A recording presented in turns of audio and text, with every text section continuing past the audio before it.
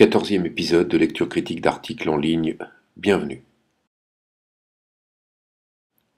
Les auteurs se sont intéressés au traitement de la constipation induite par les opioïdes au moyen d'un antagoniste, le naloxégol. Les auteurs ont conduit 2 études simultanées et évalué le bénéfice du traitement à 12 semaines.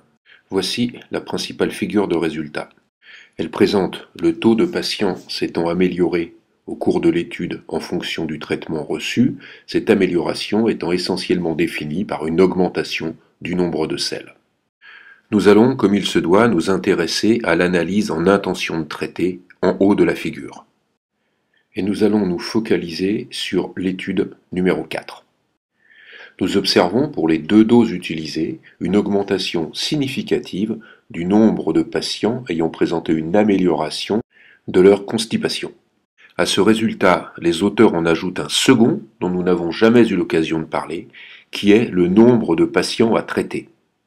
Il s'agit du nombre de patients qu'il faut et qu'il suffit de traiter pour obtenir, selon les cas, l'augmentation ou la diminution d'un événement du critère de jugement. Dans le cas présent, il s'agit de savoir combien de patients il faut traiter par cet antagoniste pour obtenir l'amélioration d'un patient au regard des critères de jugement retenus par les auteurs. Le plus simple pour bien comprendre le sens de ce critère de jugement est de le calculer. Saurez-vous le faire?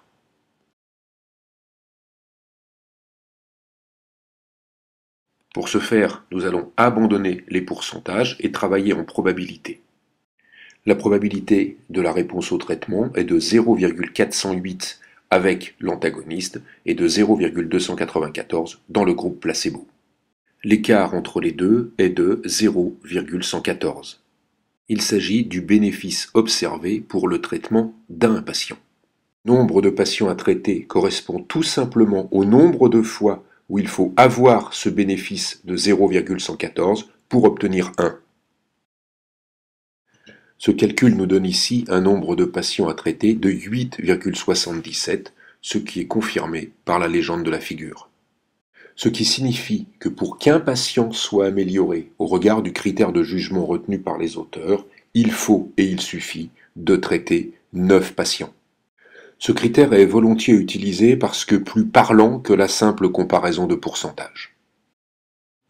Charge à vous maintenant de refaire le même calcul pour la 2e dose d'antagoniste. Et comme vous avez bien compris et bien calculé, vous avez certainement trouvé que le nombre de patients à traiter était ici de 6,7.